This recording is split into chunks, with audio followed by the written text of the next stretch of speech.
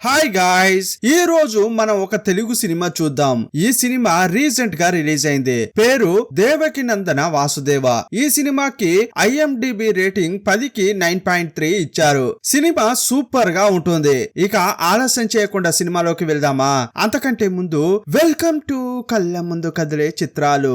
Cinema starting లో ఒక స్వామీజీ శ్రీకృష్ణుని విగ్రహాన్ని స్థాపించారు. సాధారణంగా వేణువుతో ఉన్న శ్రీకృష్ణుని విగ్రహాన్ని తయారు చేస్తుంటారు. కానీ ఈ స్వామీజీ చక్రధారి అయిన శ్రీకృష్ణుని విగ్రహాన్ని ప్రతిష్ఠించి తప్పు చేసే వారెవరైనా ఇకపై ఈ కృష్ణుడిని చూసినా ఆయన చేతిలో ఉన్న చక్రాన్ని చూసినా భయపడతారని చెప్పాడు. హద్దులు దాటి తప్పు చేసిన వారిని సంహరించడానికి భూమికి ఆ కృష్ణుడే ఎంటర్ అవుతాడనే విధంగా చెప్పాడు.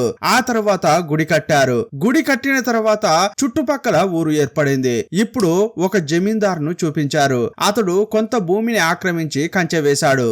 ఈ విషయం అదే ఊరికి చెందిన కంసరాజుకు తెలిసింది. కంసరాజుకు చెల్లెలంటే ప్రాణం. తన చెల్లికి సుఖప్రసవం కావాలని పూజ చేయిస్తున్నాడు. ఈ సమయంలో భూ కబ్జా జరిగిన విషయం తెలిసి పూజలో కూడా పాల్గొనకుండా కోపంతో జమీందార్ దగ్గరకు వెళ్ళాడు. మంది మార్బలంతో వెళ్లిన అతడు భూమిని ఆక్రమిస్తావా అని జమీందార్ను చాలా దారుణంగా చంపాడు. అడ్డొచ్చిన అనుచరులను కూడా పైకి పంపించాడు. ఈ కంసరాజు రాక్షసంగా ప్రవర్తిస్తూ చాలా అక్రమాలకు పాల్పడుతుంటాడు. ఈ విషయం తెలిసి అతన్ని అరెస్ట్ చేయడానికి పోలీస్ ఆఫీసర్ ఇంటికి వచ్చాడు. కానీ అతడు చాలా కూల్ గా ఆ జమీందారును నేనే చంపానని అనడానికి ఆధారం ఏంటి? సాక్ష్యాలతో అరెస్టు చేద్దువు గాని ఇప్పుడు వెళ్ళు అని పొగరుగా చెప్పాడు.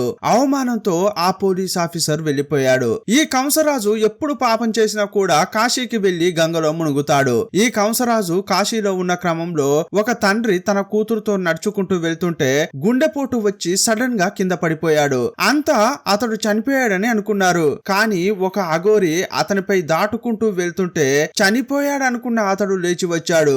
అప్పుడు ఆ కూతురుతో అఘోరి ఏం చెబుతున్నాడంటే, మీ నాన్న ఆయుష్ ఇంకొంతకాలం ఉందని భయపడొద్దని చెప్పాడు. ఇదంతా చూసిన కంసరాజుకు తన ఫ్యూచర్ తెలుసుకోవాలని అనిపించింది. వెంటనే అఘోరిని కలిసి భవిష్యత్తు గురించి చెప్పమన్నాడు. అప్పుడు అతడేమన్నాడంటే, నువ్వు చాలా పాపాలు చేశావు, నీకు చాలా క్రూరమైన అంతం ఉంటుంది, అది కూడా నీ చెల్లెలి కడుపులో పుట్టే మూడో సంతానం వల్లే ఉంటుందని చెప్పాడు. కంసరాజు చెల్లి ఇప్పుడు మొదటిసారి ప్రసవానికి రెడీగా ఉంది. అందువల్ల మూడో ప్రసవం వరకు వెళ్లకుండా ఆపాలని నిర్ణయించుకున్నాడు. కాశీ నుంచి ఇంటికి వచ్చాడు. అప్పుడు ఇన్స్పెక్టర్ మళ్ళీ అరెస్ట్ చేయడానికి వచ్చాడు. జమీందార్ హత్య కేసులో అరెస్ట్ చేస్తున్నాం, జమీందార్ కొడుకే ఫిర్యాదు చేశాడని చెప్పగానే కంసరాజు షాక్ అయ్యాడు. అతన్ని అరెస్ట్ చేసి జైల్లో పెట్టారు. ఇప్పుడు 20 ఏళ్లయింది. హైదరాబాద్ లోని హీరో తల్లిని చూపించారు. ఈమె కొడుకు పేరు కృష్ణ. కొడుక్కి పెళ్లి చేయాలని చూస్తోంది. ఊరంతా పెళ్లి చేస్తున్నారు, నా కొడుక్కి ఒక పిల్లను చూడలేరా అని పెళ్లిళ్ళ పేరయ్యను అడుగుతోంది.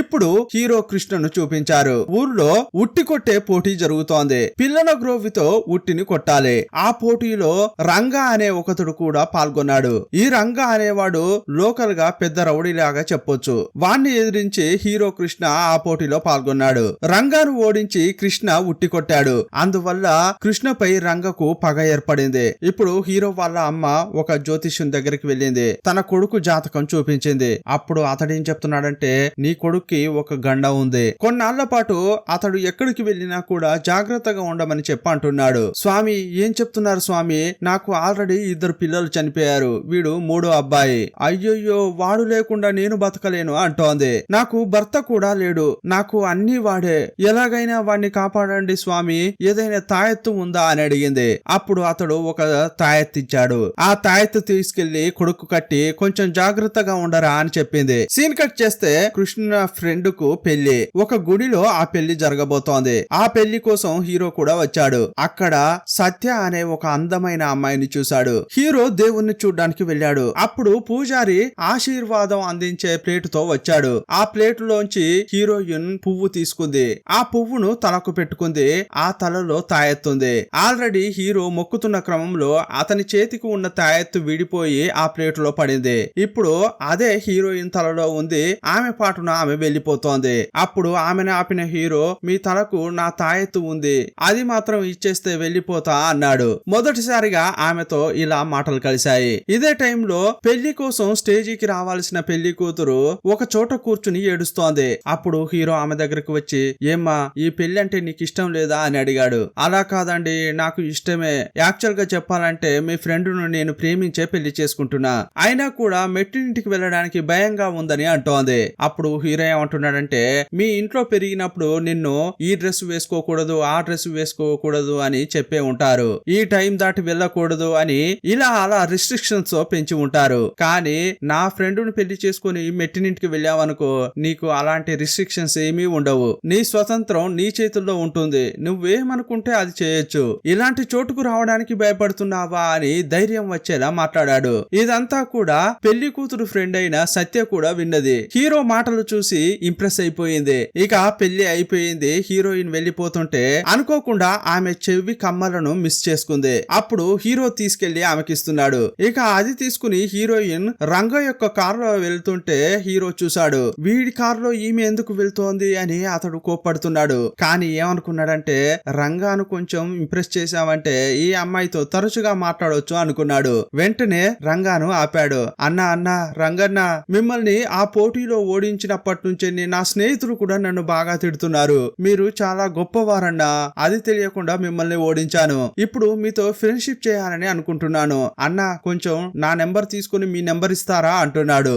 అప్పుడు హీరో తన నెంబర్ ను అరుస్తూ చెప్తున్నాడు, ఎందుకంటే హీరోయిన్ నోట్ చేసుకోవాలని. హీరోయిన్ కూడా నవ్వుకుంటూ ఆ నంబర్ ను నోట్ చేసుకుంది. మరుసటి రోజు హీరోయిన్ ను హీరో గుడిలో చూశాడు. ఇక వారిద్దరి మధ్య ప్రేమ చిగురిస్తోంది. ఇదే టైంలో ప్రెగ్నెంట్ గా ఉన్న లేడీని ఆమె భర్త కొడుతున్నాడు. వెంటనే ఆ భార్యను భర్త నుంచి కాపాడిన హీరో ఆ భర్తకు కొన్ని సలహాలు ఇచ్చాడు. ఆ మాటలు విని హీరోయిన్ ఇంకా ఇంప్రెస్ అయింది. ఇప్పుడు మళ్ళీ హీరోయిన్ రంగ కారులో వెళ్తోంది. ఇంతకు ముందు ఫోన్ నంబర్ ను రాసుకుంది కదా, ఇప్పుడు టెక్స్ట్ చేసింది. ఇక వీళ్ళ ప్రేమ ఇంకా పెరుగుతూనే ఉంది. హీరో ఈ అమ్మాయిని ప్రేమిస్తున్నాడు కదా, కానీ ఈ అమ్మాయిని చూసి కొన్నాళ్ల తర్వాత చాలా కన్ఫ్యూజన్ ఏర్పడుతుంది. అదేంటో ముందు ముందు తెలుస్తుంది. ఇప్పుడు 21 ఏళ్ల క్రితం ఏం జరిగిందనేది చూపిస్తున్నారు. కంసరాజు జమీందారును చంపిన తర్వాత అతని కొడుకు సాక్ష్యం చెప్పాడు. ఆ కేసులో కంసరాజుకు 14 ఏళ్ల జైలు శిక్ష పడింది. ఇక బయటకు వచ్చేటప్పుడు గర్వంతో పోలీస్ ఆఫీసర్ తన మీసం తిప్పుతున్నాడు.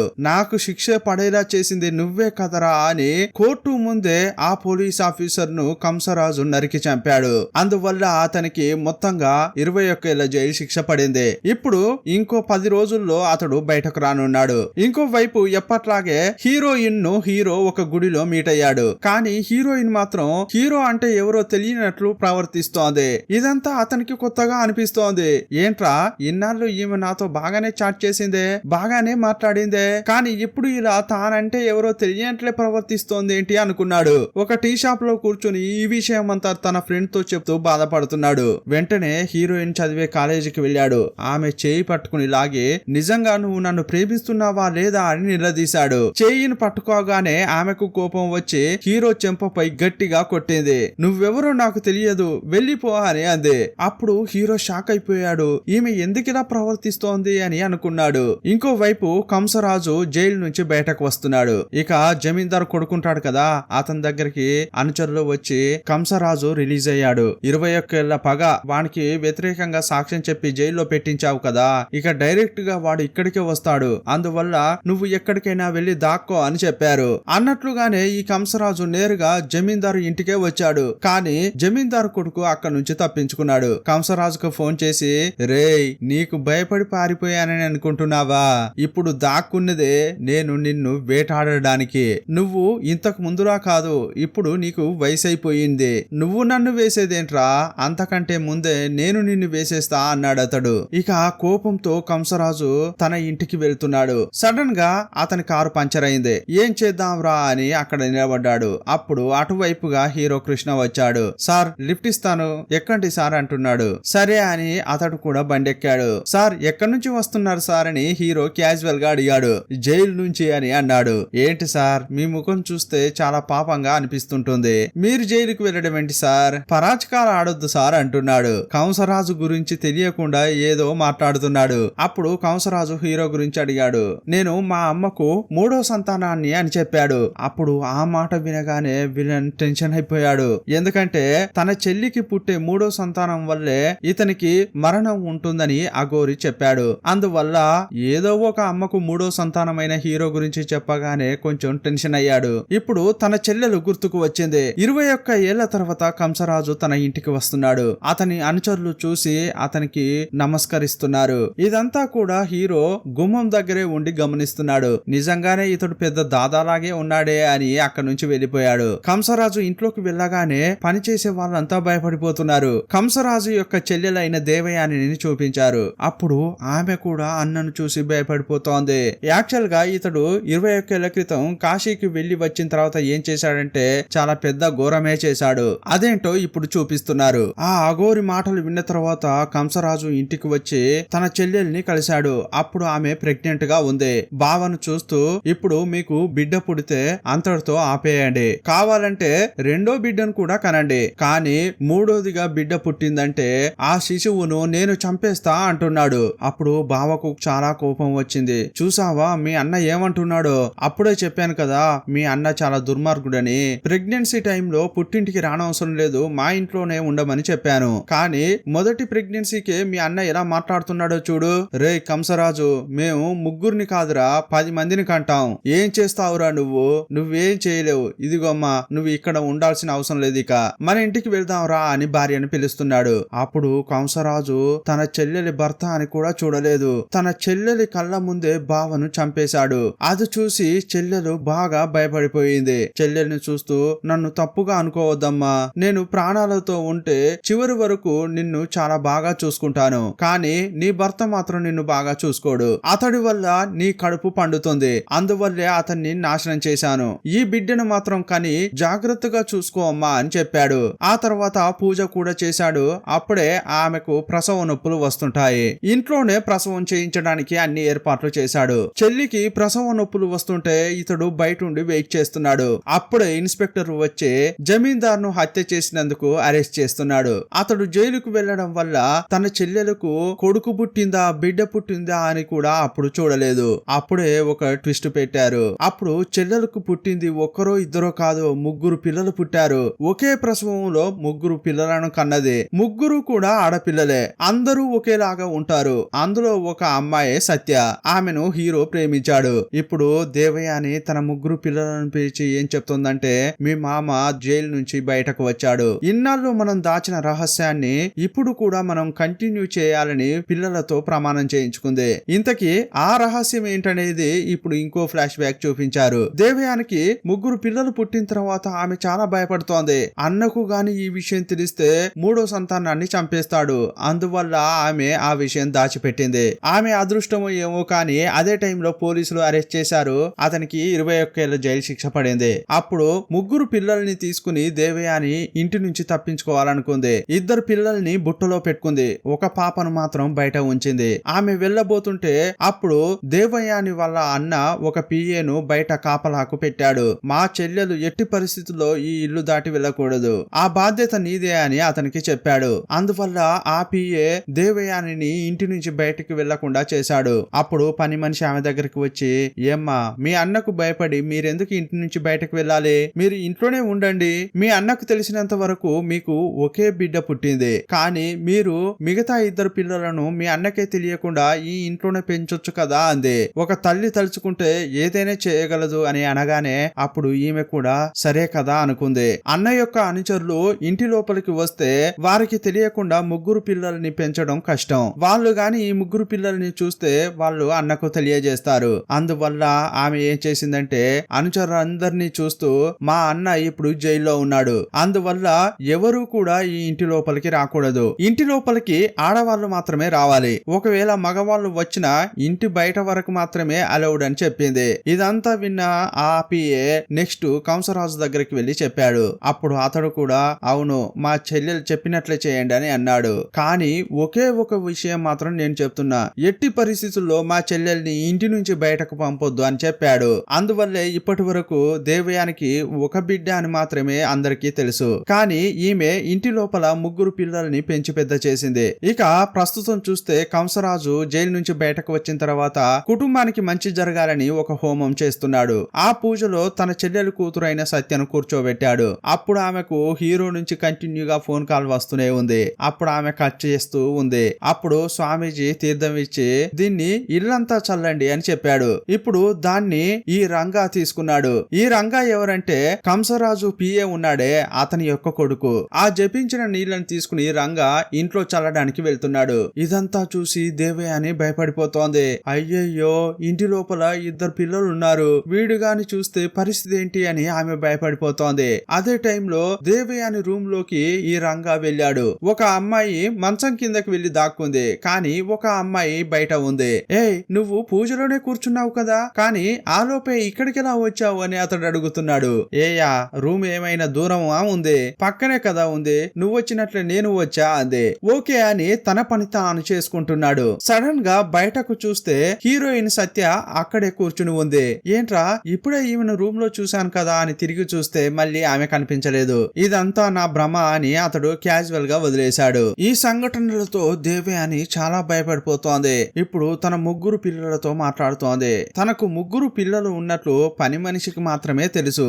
ఆమెతో చెప్పుకుంటూ ఆమె భయపడిపోతోంది. ఇకపై ఆ దేవుడే నా ముగ్గురు పిల్లల్ని కాపాడాలి అని బాధపడుతోంది. ఇంకోవైపు కంసరాజు బయటకు వెళ్లి కారులో వస్తున్నాడు. అతన్ని దారి మళ్లించి అతనిపై కారం చల్లారు. జమీందారు కొడుకు ఆల్రెడీ ఇతనిపై కోపంగా ఉన్నాడు కదా, అతడు దాడి చేశాడు. అదే టైంలో హీరో ఇక్కడికి వచ్చి కంసరాజును కాపాడాడు. హీరోను చూసిన కంసరాజు, రేయ్, ఇంతకు ముందు నువ్వే నాకు లిఫ్ట్ ఇచ్చావు కదా, ఇప్పుడు కూడా వచ్చి నన్ను కాపాడావురా అంటుంటాడు. నా ప్రాణాలు కాపాడావు అని కంసరాజు హీరోను ఇంటికి తీసుకొచ్చాడు. ఇంటికి వచ్చిన హీరోకు అప్పుడే తెలిసింది కంసరాజు యొక్క చెల్లెలు కూతుర్ని తాను ప్రేమించానని. ఇక ఇతనితో పాటే ఉండి ఎలాగైనా చేసి హీరోయిన్ ను పెళ్లి చేసుకోవాలనుకున్నాడు. అందువల్ల కంసరాజు దగ్గరే అనుచరుడిగా హీరో పనిలో కుదిరాడు. అప్పుడు ఈ కంసరాజు తన చెల్లెలి కూతురుకి పెళ్లి చేయాలని అనుకున్నాడు. జ్యోతిష్యుని పిలిచాడు. ఇంతకీ పెళ్లి కొడుకు ఎవరు అని అడిగాడు. నాకు ఇన్నాళ్ళు కుడి భుజంగా ఉన్న పిఏ యొక్క కొడుకుతోనే నా కోడలు పెళ్లి చేస్తా అంటున్నాడు. ఈ రంగాకే సత్యాన్నిచ్చి పెళ్లి చేస్తా అని కంసరాజు అంటున్నాడు. అక్కడే ఉండి ఇదంతా వింటున్న హీరో షాక్ అయిపోయాడు. ఇంకోవైపు హీరోయిన్ కూడా వీడినా నేను పెళ్లి చేసుకోవాలి అని భయపడుతోంది, కానీ బయటకు మాత్రం చూపించుకోలేదు. రంగా సిగ్గుపడుతున్నాడు. ఇంకోవైపు దేవయాని కూడా రగిలిపోతోంది. ఇక రాత్రి హీరో బాగా మందు కొడుతున్నాడు. ఈ రంగాను పెళ్లి చేసుకుంటావా అని సత్యను వాళ్ళ మామ అడిగాడు. కానీ ఈమె మాత్రం ఏమీ మాట్లాడకుండా సైలెంట్ గా ఉండిపోయిందిరా. ఆమె కళ్ళ నుంచి నీళ్ల చుక్కలు కూడా రాలేదు. నిజంగా ఆమె నన్ను ప్రేమించి మోసం చేస్తోంది కదరా అని ఫ్రెండ్స్ తో అంటున్నాడు. ఆ రోజు కాలేజీకి వెళ్ళినప్పుడు కూడా నేనెవరో తెలియనట్లే నటించింది. ఇక ఆమె ఇంటికే వెళ్లి ఏదో ఒకటి తేల్చుకుంటా అని కోపంగా వచ్చాడు. ఇంకోవైపు ఈ ముగ్గురు అమ్మాయిలు వాళ్ళ అమ్మతో మాట్లాడుతున్నారు. ఈ ముగ్గురు అమ్మాయిలలో సత్య ఉంటుంది కదా, ఆమె కృష్ణను ప్రేమించినట్లు చెబుతోంది. అప్పుడు వాళ్ళ అమ్మ ఏమంటుందంటే, చిన్న వయసులోంచి మీరు ముగ్గురు ఏం చేసినా కూడా ఒక్కటిగా చేశారు, కానీ ఇప్పుడు మీలో ఒక అమ్మాయి ఒకరిని ప్రేమించడం ఎలా చూడాలో నాకు అర్థం కావట్లేదు అంటోంది. అదే టైంలో హీరో చాలా కోపంగా ఈ రూమ్ లోకి వచ్చాడు. హీరో రావడం చూసి ఇద్దరు అమ్మాయిలు మంచం కింద దాక్కున్నారు. ఫుల్లుగా తాగిన హీరో సత్యను చూస్తూ, ఏమ్మా, నువ్వు నన్ను ప్రేమించావా లేదా అని అడుగుతున్నాడు. అక్కడే దేవయాని ఉండడం చూసి, సత్య వాళ్ళ అమ్మ మీరే కదా, ఇదిగో చూడమ్మా, మీ కూతురు నన్ను సిన్సియర్ గానే ప్రేమించింది, కానీ సడన్ గా నేనెవరో తెలియనట్లు నటించింది. ఇప్పుడేంట్రా అంటే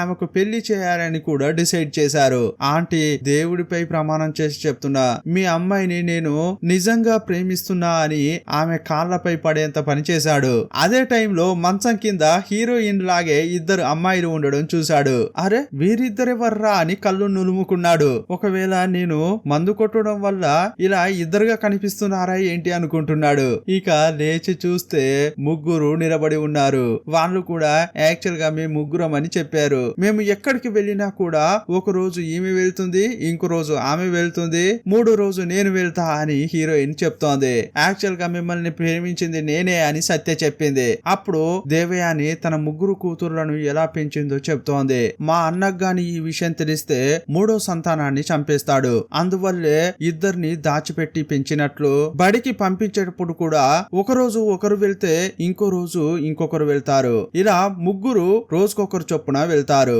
అలా స్కూల్ కు వెళ్లిన వారు ఇంటికి వచ్చిన తర్వాత స్కూల్లో ఏం పాఠం చెప్పారో మిగతా వారికి చెప్తారు. అలాగే కాలేజీ కూడా చదివారు. గుడి బడి కాకుండా ఎక్కడికి వెళ్ళినా కూడా ముగ్గురు రోజుకొకరు చొప్పున వెళ్తారు అని దేవయాని చెప్పింది. నా పిల్లలు పెరిగి పెద్దవుతుంటే మిగతా వారిలాగా బతకలేకపోతున్నారే అని నేను చాలా బాధపడేదాన్ని అని అంటోంది. ఒకరు బయటకు వెళ్తే మిగతా ఇద్దరు రూమ్ లోనే పడి ఉండేవారు.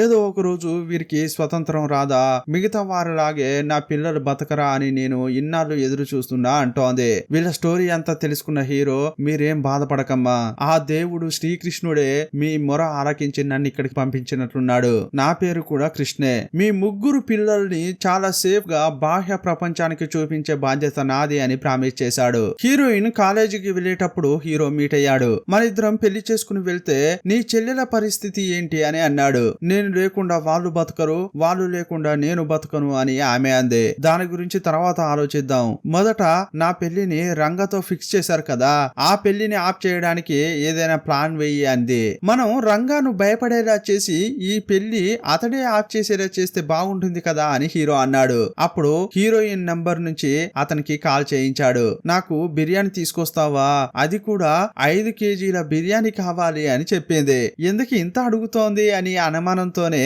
రంగా బిర్యానీ తీసుకొచ్చాడు. అతనితో మాట్లాడుతూనే ఆమె బిర్యానీ తింటోంది. ఒకరు తినడం అయిపోయిన తర్వాత రంగాను కళ్ళు మూసుకో అని చెప్పింది. ఇక అదే డ్రెస్ లో రెండో అమ్మాయి వచ్చి తింటోంది. ఆమె కూడా తిన్న తర్వాత మళ్ళీ కళ్ళు మూసుకోమని చెప్పింది. ఇక మూడో అమ్మాయి వచ్చి తినడం స్టార్ట్ చేసింది. ఇక ఇదంతా చూస్తున్న రంగా ఇంత భోజనాన్ని ఒక అమ్మాయే తిన్నదా అనుకుంటున్నాడు. రే ఏంట్రా ఇది, నేను చేసుకోబోయే అమ్మాయి ఇంత తింటోంది, నిజంగా ఇది మనిషా లేక దయ్యమా అనుకుంటున్నాడు. తిన్న తర్వాత చెయ్యి కడుక్కుందామని వెళ్ళాడు. సడన్ గా చూస్తే చెయ్యి కడిగే చోట హీరోయిన్ ఉంది, ఒక చోట ఇంకో చెల్లెలు ఉంది. అక్కడ ఉన్న ఆమె సడన్ గా ఇక్కడికి వచ్చిందేంట్రా అనుకుంటున్నాడు. అప్పుడు ఒక చెయ్యి టవల్ ఇస్తోంది. టవల్ తీసుకుంటుంటే ఆమెను చూస్తే అక్కడ కూడా హీరోయిన్ ఉంది. ఏంట్రా 3 చోట్ల ఈ అమ్మాయి ఒకే టైంలో కనిపిస్తోంది అనుకున్నాడు.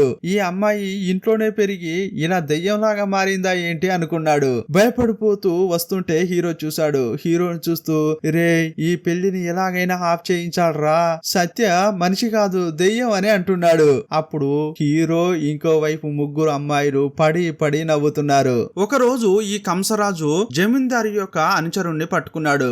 రే జమీందారు కొడుకు ఎక్కర్రా, చెప్తావా లేక చస్తావా అని బెదిరిస్తున్నాడు. అప్పుడు కంసరాజు నుంచి తప్పించుకోవడానికి అతడు కత్తి తీసి అక్కడున్న హీరోయిన్ మెడ దగ్గర పెట్టాడు. నన్ను వదిలేయి లేకపోతే ఈమెను చంపేస్తా అంటున్నాడు. హీరో అక్కడే ఉండడం వల్ల హీరోయిన్ ను కాపాడాడు. అప్పుడు ఆ అనుచరుణ్ణి కంసరాజు దారుణంగా చంపాడు. ఇక కంసరాజు ఇంట్లోకి వెళ్తున్న క్రమంలో అతనికి కొంతమంది అమ్మాయిలు మాట్లాడుకుంటున్న శబ్దం వినిపిస్తోంది. ఒక్కో రోజు ఈ ఇంట్లో నరకం అనుభవిస్తున్నట్లు ఉంది అని ముగ్గురు అమ్మాయిలు వాళ్ళ అమ్మతో అంటున్నారు. ఏంటి అమ్మాయిలు ఒక చోట కూర్చుని ముచ్చట్లు పెడుతున్నట్లు అనిపిస్తుంది అని కంసరాజు తన చెల్లెల యొక్క రూమ్ ను తెరిచాడు. తన చెల్లెలు ముగ్గురు కూతురులతో మాట్లాడుతూ ఉండడం చూశాడు. ఏమ్మా ఇన్నాళ్ళు నాకే ద్రోహం చేశావా, నీకు ముగ్గురు పిల్లలు ఉన్న విషయం చెప్పలేదే అంటున్నాడు. ఇక అక్కడే ముగ్గురు అమ్మాయిలను చంపుతున్నాడు. కానీ ఇదంతా దేవయాని యొక్క కళ రావడంతో ఆమె లేచి ఏడుస్తోంది. ముగ్గురు పిల్లలు సేఫ్ గా ఉండడంతో సంతోషపడుతోంది. ఇంతకు ముందు ఒకడు హీరోయిన్ గొంతు దగ్గర కత్తి పెట్టి బెదిరించాడు కదా, ఆ క్రమంలో ఆమె చేతికి కత్తిపోటు పడింది. ట్రీట్మెంట్ చేయించడం కోసం కంసరాజు ఒక డాక్టర్ ను ఇంటికి పిలిపించాడు. సందేహం రాకూడదని మిగతా ఇద్దరు కూడా హీరోయిన్ లాగే చేతికి కట్టుకున్నారు. ఇక హీరోయిన్ భయపడిపోయి ఆ రూమ్ నుంచి బయటకు రాకుండా ఇంట్లోనే ఉంటోంది. ఇప్పుడు కట్టు విప్పి చూస్తే ఆమె చేతికి గాయం ఉండదు, ఇక దొరికిపోయినట్లే అని హీరో భయపడుతున్నాడు. కానీ హీరోయిన్ యొక్క చేతికి గాయమైనట్లే ఈ చేతికి కూడా గాయం ఉంది. ఇంతకు ముందు వాళ్ళ అమ్మ ఏం చేసిందంటే, మీ ముగ్గురులో ఒకరు సంతోషంగా ఉన్నా కూడా మిగతా వాళ్ళు కూడా సంతోషంగానే ఉండాలి, కానీ మీలో ఒకరు బాధగా ఉంటే మిగతా ఇద్దరు కూడా బాధగా ఉండాలి, లేదంటే దొరికిపోతారు అని అంది. హీరోయిన్ చేతికి గాయమైంది కదా, అచ్చం అలాంటి గాయమే మిగతా ఇద్దరికి కూడా ఆ తల్లి చేసింది. అందువల్లే ఇప్పుడు ఈ ప్రమాదం నుంచి తప్పించుకున్నారు. ఇక ఇంటికి వచ్చిన హీరో చాలా శోకంగా కూర్చుని ఉన్నాడు. అప్పుడు వాళ్ళ అమ్మ అతన్ని చూస్తూ, ఎందుకురా ఇంత సాడ్ గా ఉన్నావని అంది. అప్పుడు హీరో తను చేసేదంతా దాచిపెట్టి, అమ్మా నేను ఒక పుస్తకం చదివాను, ఒక ముగ్గురు పిల్లలు ఉన్నారు, కానీ పుట్టినప్పటి నుంచే ముగ్గురం అని చెప్పుకోకుండా ఎవరికీ తెలియకుండా బతుకుతున్నారు, కానీ ప్రపంచానికి ఒక అమ్మాయి ఉన్నట్లే తెలుసు అని వీళ్ళ కథను చెప్పాడు. అప్పుడు వాళ్ళ అమ్మ ఇక చివరిగా ఈ స్టోరీలో ముగ్గురు అమ్మాయిలను హీరో కాపాడుతాడు అని అనేలా ఆమె చెప్పింది. సీన్ కట్ చేసి ఒక రాత్రి చూపించారు. కంసరాజును చంపడానికి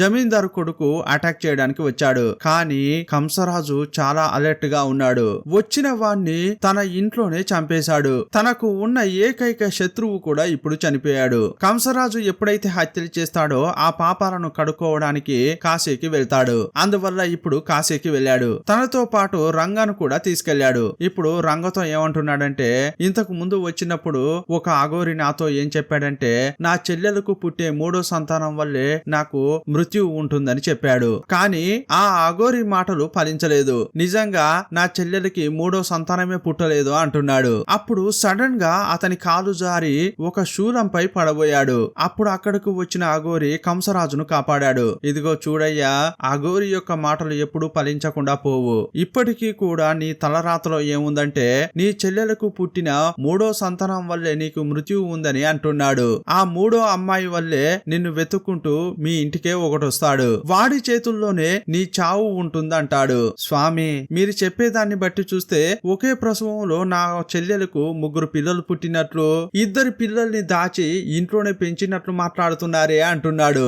ఇలా స్వామీజీతో చెబుతూ కంసరాజు నవ్వుతుంటే రంగాకు ఒక భయం వేస్తోంది. ఆ రోజు రాత్రి బిర్యానీ తినేటప్పుడు 3ని చూసినట్లు అనిపించింది. ఒకవేళ ఈ స్వామీజీ చెప్పింది నిజమా ఏంటి అనుకుంటున్నాడు. నేను ఆ అమ్మాయిలు 3 అని అనుకుంటున్నా అని కంసరాజుతో అన్నాడు. ఇప్పుడు కంసరాజుకు నిజం తెలియవచ్చింది. ఇంకోవైపు హీరో వాళ్ళ అమ్మతో ఏమంటున్నాడంటే, ఆ రోజు నేను పుస్తకంలో చదివానని 3 అమ్మాయిల గురించి చెప్పానే, అది పుస్తకంలో కాదమ్మా, నిజంగానే ఉన్నారు. కంసరాజు అని ఒక ఆయన ఉన్నాడు. అతని యొక్క చెల్లెలికే 3 పిల్లలు పుట్టారు. వారిలో ఒకరిని నేను ప్రేమిస్తున్నా అని అన్నాడు. నా ప్రియురాల్ని కాపాడడానికే ఇప్పుడు వెళ్తున్నా అని చెప్పాడు. అప్పుడు హీరో వాళ్ళ అమ్మ చాలా భయపడిపోయింది. వెంటనే హీరోను దేవుడి గదిలోకి తీసుకెళ్లింది. యాక్చువల్ గా హీరో వాళ్ళ నాన్న వేరెవరో కాదు, కంసరాజును అరెస్ట్ చేసిన ఆ పోలీస్ ఆఫీసర్. మీ నాన్నను చంపింది కూడా ఆ కంసరాజే. వాణ్ణి వెతుక్కుంటూ వెళ్ళొద్దురా, వాడు నిన్ను కూడా చంపేస్తాడు అని బెదిరిపోతోంది. జ్యోతిష్యుడు నీ జాతకంలో ఒక గండం ఉందన్నాడు, అది ఇదే కావచ్చేమో అని భయపడిపోతోంది. అప్పుడు హీరోకు చాలా కోపం వచ్చింది. ఇదంతా నాకు ముందే ఎందుకు చెప్పలేదమ్మా? ఆ కంసరాజును వేటాడడానికి ఇప్పుడు నాకు ఒక కారణం ఉంది, నన్ను ఆపొద్దు అని అక్కడి నుంచి వెళ్ళిపోయాడు. ఇక 3 అమ్మాయిల్ని కాపాడి కృష్ణుని విగ్రహం ఉంటుంది అక్కడికి తీసుకెళ్లాడు. అక్కడికి కంసరాజు తన అనుచరులతో వచ్చాడు. తన చెల్లెల్ని చూస్తూ, ఇన్నాళ్ళు నన్ను మోసం చేశావు కదా, నా ఇంట్లోనే ఉంటూ నీకు ఒక్క కూతురే అన్నట్లు నన్నే మోసం చేశావు కదూ, నువ్వు నా చెల్లెలు కాబట్టి నిన్ను వదిలేస్తాను. ఇప్పుడైనా మించిపోయింది ఏం లేదు. నీ 3వ సంతానం ఎవరో చెప్పు, ఆమెను మాత్రమే చంపుతాను, మిగతా 2 బతకొచ్చు అంటున్నాడు. యాక్చువల్ గా 3వ సంతానం ఎవరంటే హీరోయినే. అప్పుడు హీరో ముందుకు వచ్చి, నన్ను దాటిన తర్వాతే వాళ్ళ దగ్గరికి వెళ్ళగలవు అంటున్నాడు. అప్పుడు కంసరాజుకు పిచ్చ కోపం వచ్చింది. కత్తి తీసి హీరోను ఏదన్నా చేస్తాడని చూస్తే పక్కనున్న పియ్యను పొడిచాడు. ఎందుకయ్యా ఇలా చేశావు అని రంగా అడుగుతుంటే, మీ నాన్న ఏం కాపలా కాసారా నాయనా, వీడు కరెక్ట్ గా కాపలా కాసి నాకు చెప్పి ఉంటే అప్పుడే చంపేసేవాణ్ణి. ఇదిగో ఇప్పుడు బుడ్డోడు కూడా నా ముందుకు వచ్చి పంచి డైలాగులు మాట్లాడుతున్నాడు. మీ నాన్న సరిగా పని చేయనందుకు ప్రతిఫలమే ఇది అంటున్నాడు. అప్పుడు రంగాకు చాలా కోపం వచ్చింది. మీకోసం మా నాన్న ఇన్నాళ్ళు విశ్వాసంగా పనిచేశాడు, దానికి మీరిచ్చే బహుమతి ఇదా అంటుంటే అప్పుడు రంగాను కూడా పొడిచాడు. ఇక పెద్ద ఫైటింగే జరుగుతోంది. తనను ఎదిరించిన హీరోను కంసరాజు చంపడానికి వస్తున్నాడు. అప్పుడు హీరో వాళ్ళ అమ్మ కూడా రంగంలోకి దిగింది. ఒక కర్ర అందుకొని వచ్చిన అనుచరులను వచ్చినట్లే కొడుతోంది. ఇక చాలాసేపు ఫైట్ చేసిన హీరో కంసరాజు కథ ముగిద్దామని అనుకున్నాడు. ఇంకోవైపు కంసరాజు కత్తి తీసుకుని హీరోను చంపడానికి వస్తున్నాడు. అప్పుడే శ్రీకృష్ణుని చేతిలో చక్రం ఉంటుంది కదా. ఇంతకు ముందు స్వామీజీ ఏం చెప్పాడు, ఈ ఊర్లో ఇకపై తప్పులు జరగవు, ఎవరైనా హద్దులు మీరి తప్పులు చేస్తే శ్రీకృష్ణుడే వచ్చి చంపుతాడని చెప్పాడు. ఇప్పుడు శ్రీకృష్ణుడే వచ్చి కంసరాజు కథ ముగించినట్లు చూపించారు. కంసరాజు మరణంతో ఈ 3 అమ్మాయిలకు స్వేచ్ఛ లభించింది. కానీ ఫైనల్ గా ఒక విషయం మాత్రం చూపించలేదు. చిన్నప్పటి నుంచని ఈ 3 అమ్మాయిలు ఏం చేసినా కూడా ఒక్కటిగా చేస్తారు కదా, మరి చివరగా హీరోను ఈ సత్య మాత్రమే పెళ్లి చేసుకుందా, లేక మిగతా 2 అమ్మాయిలు ఏం చేశారు, ఆ తర్వాత హీరో జీవితంలో ఏం జరిగిందనేది చూపించలేదు. అసలు ఏం జరిగి ఉంటుందని మీరు అనుకుంటున్నారో కామెంట్ బాక్స్ లో రాయండి. ఇంతటితో ఈ సినిమాను ముగించారు. మరో సినిమాలో మళ్ళీ కలుసుకుందాం. అప్పటి వరకు బాయ్ బాయ్.